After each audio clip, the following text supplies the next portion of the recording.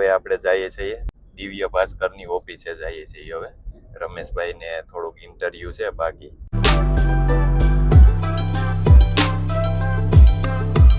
તો ભાઈ આ દિવ્ય ભાસ્કરની ઓફિસ છે અને આ રહ્યો ભાઈ ગેટ છે દિવ્ય ભાસ્કરનો તો હાલો આપણે ગેટમાં જઈએ તો જો ભાઈ આપણે આપણી વાડીએ અટાણે પહોંચી ગયા છે તો ગીરનો વ્યૂ તો કંઈક ભાઈ અટાણે જોયા જેવો જ છે જો હાલો તો ભાઈ આજે આપણે મગ વાવ્યા હતા કોતા નીકળી ગયા છે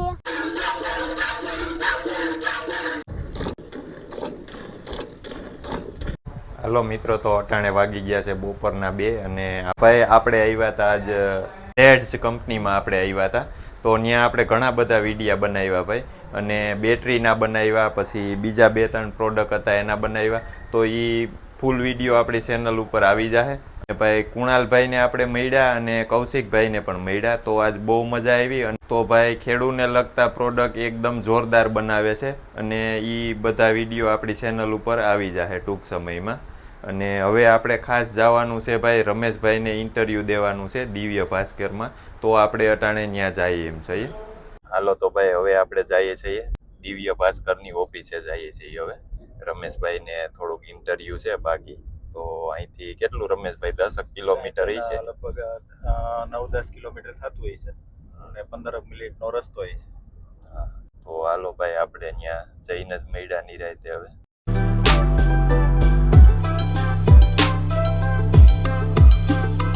હાલો તો ભાઈ આપણે અટાણે પહોંચી ગયા છે દિવ્ય ભાસ્કરની ઓફિસે અને અહીંયા હમણાં રમેશભાઈનું ઇન્ટરવ્યુ ચાલુ થાય ભાઈ જોઈએ હવે કેવું છે આપણે આમાં સીન લેવાય કે નહીં લેવાય એ તો ભાઈ પૂછવું પડશે જો લેવાતા છે તો એ પણ આપણે તમારી હારે શેર કરશું જોવો ભાઈ આ દિવ્ય ભાસ્કરની ઓફિસ છે અને આ રહ્યો એ ભાઈ ગેટ છે દિવ્ય ભાસ્કરનો તો હાલો આપણે ગેટમાં જઈએ હાલો તો ભાઈ હવે આપણે રમેશભાઈને જે ઇન્ટરવ્યુ આપવાનું હતું એ ઇન્ટરવ્યુ પૂરું થઈ ગયું અને હવે આપણે ભાઈ રાજકોટ બાજુ નીકળી જઈએ છીએ અટાણે અને આપણે 2 કલાક સુધી ભાઈ રમેશભાઈનું ઇન્ટરવ્યુ આવેલું ત્યાં તો હવે ઇન્ટરવ્યુ પૂરું થયું ને હવે આપણે રાજકોટ નીકળી જઈએ છીએ હાલો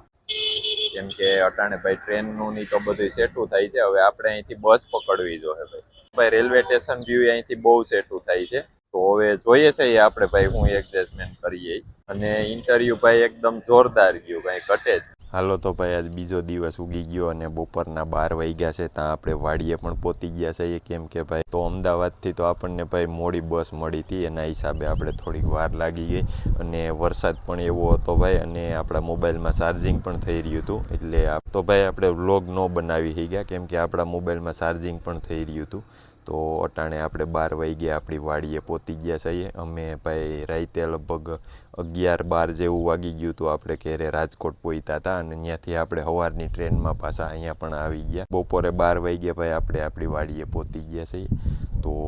તો ભાઈ વરસાદ તો અમદાવાદ બાજુ તો હાવ ઓછો હતો અને આપણા એરિયા જુનાગઢ જિલ્લામાં આવી જઈએ ત્યાંથી ભાઈ વરસાદ સારો હતો અને રાજકોટમાં પણ હવે તો ભાઈ વરસાદની શરૂઆત હતી આજે આપણે ત્યાંથી નીકળ્યા હતા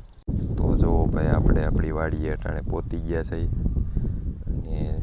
જો આપણી બાજુમાં જંગલ છે એ પણ લીલુંછમ થઈ ગયું છે ભાઈ તો ગીરનો વ્યૂ તો કંઈક ભાઈ અટાણે જોયા જેવો જ છે જો તો હાલો ભાઈ હમણાં તો આપણે કાંઈ અહીંયા હતા નહીં 2-3 દી થયા કેમ કે ઉપર તો 3 દીમાં 2 ફેરે ભાઈ આપણે અમદાવાદ જવું પડ્યું એટલે હમણાં તો આપણે એકદમ કામમાં જ હતા તો હાલો આપણે થોડુંક ખેતરના કામ છે એ પણ પતાવી લઈએ હાલો તો ભાઈ અટાણે બપોરના 3 વાગી ગયા છે અને 3 વાગ્યે આપણે પહેલું કામ કરવાનું હતું એ આપણે કામ કરી નાખ્યું છે જોવો તો થોડોક નહીં એવો વરસાદ પણ આવી ગયો છે તો આપણે એ કામ કર્યું થોડુંક અને સીધો વરસાદ આવ્યો ભાઈ જોવો તો પલરી ગયું તો પણ પક્ષી અટાણે ખાવા આવ્યા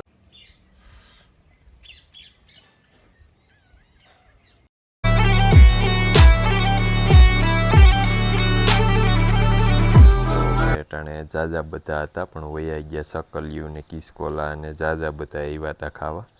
તો બપોર પછીનું પહેલું કામ આપણે આ કર્યું ભાઈ સણ નાખી થોડીક ખાવાનું એને અને વરસાદ આવી ગયો જો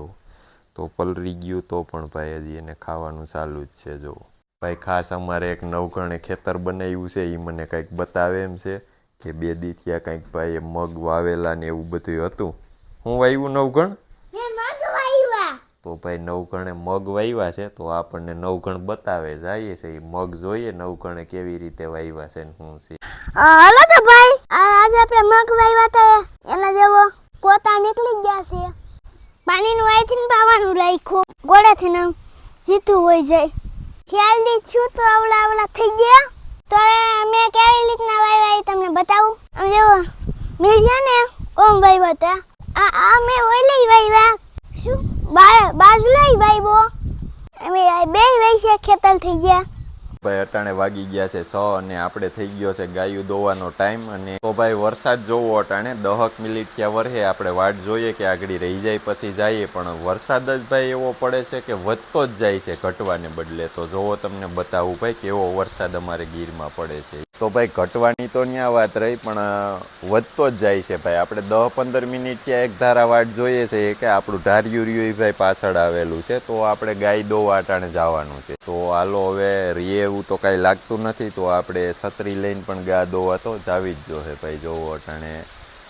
પાણી ભાઈ હમણાં બંધ રહેતો જ નથી, એક ધારો ચાલુ જ છે ભાઈ. તો જોવો ભાઈ આપણે અટાણે સૌથી પહેલાં ધુવાડી કરી, કેમ કે ભાઈ માખીઓનો ત્રાસ વધી ગયો છે, એટલે ગા પાસે આપણે પહેલાં ધુવાડી લઈ જાઉં. અને અહીંયા પણ આપણા ઘરમાં બધે ભાઈ હરખી સારી રીતે લાગી જાય. થોડોક વરસાદ હતો, નકર આપણે આમાં લીમડો લઈ આવીને નાખીએ છીએ, કેમ કે ભાઈ આ થઈ રહ્યો છે, નકર કાયમ આપણે આમાં લીમડો હોત નાખીએ છીએ, એટલે કડવો ધુવાડો ભાઈ સારો થાય છે. તો હાલો હવે આપણે ગાય દોઈ આવીએ. તો જોવો ભાઈ વાછડી પણ અટાણે ઉતામરી થાય છે, અને નવઘણે ભાઈ આજ ધરાર મોયડો પહેરાવ્યો. જોવો કે વાછડી હાટું આજ મોયડો જ લેવો ભાઈ. અને નવઘણનું એ તો એવું હોય કે વાછડીને કંઈક મારી નાખે એવું લાગે. તો હાલો ભાઈ આપણે હવે ગાય દોઈ લઈએ.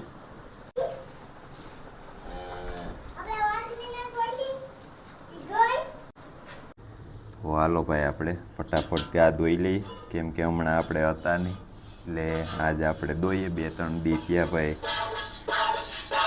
કેમ કે હાથ ફરે એટલે થોડું ઘણું દૂધમાં ઓલું કરે ભાઈ.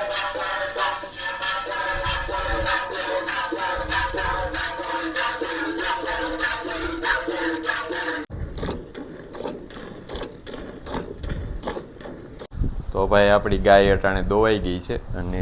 હવે આપણે વાછડી તાવસીએ ભાઈ, કેમ કે પહેલાં એક આસર આપણે આખો ધવરાવતા, હવે એને અડધો આસર ધવરાવીએ છીએ, એટલે હવે એ ખાતા શીખી ગઈ છે ભાઈ. જોવો આપણી ગાય એટલું દૂધ કરે ભાઈ, કેમ કે આપણાથી ખૂટે એટલું ખાઈએ છીએ, અને બીજું ભાઈ ડેરીએ વયું જાય છે. તો મારા અંદાજે 5.5-6 લીટર જેવું દૂધ છે ભાઈ. હાલો તો મિત્રો, તારે હાનના 10 વાગી ગયા છે, અને આપણે આ મસલદાનીને અહીંથી છે આમ જોઈ શકો. મસલનો કઈ લે એટલે આમાં આપણે હોઈ જઈએ. માનીનો શીશો અંડલ છે. આપણા વિડીયોને પૂરો કરો. વિડીયો ગમ્યો હોય તો લાઈક કરો, શેર કરો, અને અમારી ચેનલને સબસ્ક્રાઈબ કરો. આવજો.